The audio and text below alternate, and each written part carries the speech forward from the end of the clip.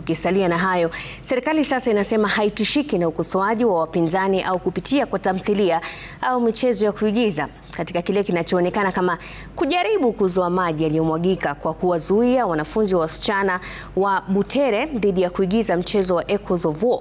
Serikali imejitetea ikisema nia yake ni kukinga wanasiasa dhidi ya kupotosha wanafunzi. Mchezo huo wa Echoes of War uliandikwa na aliyekuwa katibu mkuu wa UDA Cleophas Malala na umeendelea kuibua mihemko kutokana na maudhui yaliyoonekana kulenga utawala. Ben Kirui anaarifu zaidi.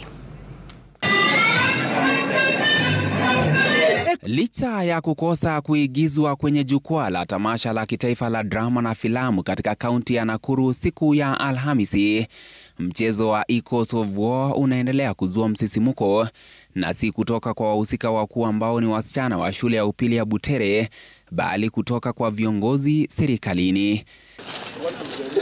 Kauli ya waziri wa usalama wa ndani Kipchumba Murkomen akiwa kaunti ya Tana River ikitetea hatua ya kusambaratisha tamthilia hiyo iliyoandikwa na aliyekuwa katibu mkuu wa UDA Cleophas Malala kama njia ya kukinga wanafunzi dhidi ya siasa potovu. I saw people saying, oh, the government is threatened by what? I mean, we have faced so many other political issues. We have faced more serious security issues as a country to be threatened by a play by young people. The thing is, we are insisting, let the politicians give way and allow our children to criticize us. We have no problem. Kinaya ni kuwa Murkomen aliyeutetea mchezo wa Shackles of Doom uliozua utata mwaka wa 2013.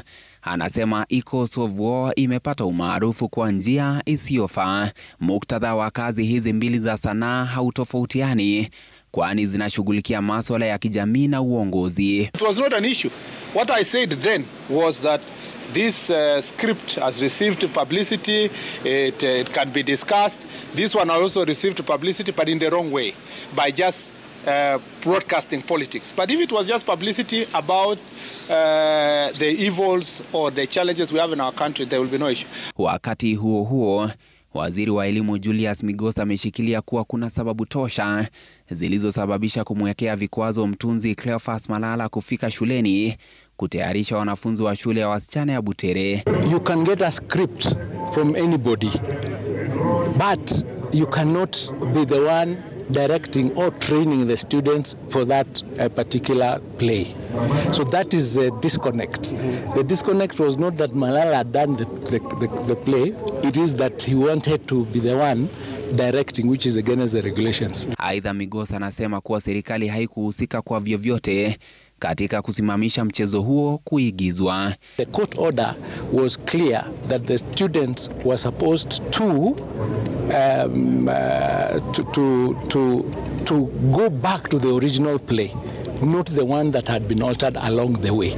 So that is the one that they were ready to present yesterday, but then they were not able to present out of their own volition. And so there is nothing the government could have done at that point. Haya yanajiri huku viongozi wa upinzani wakikemea matukio ya siku ya Alhamisi.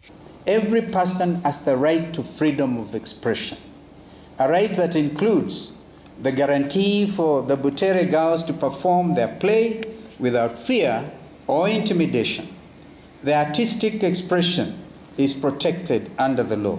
Sasa wanafunzi wa Butere Girls watasubiri hadi mwakani wakati tamasha nyingine ya uigizaji itaandaliwa. Ben Kirui, runinga ya Citizen, Nairobi.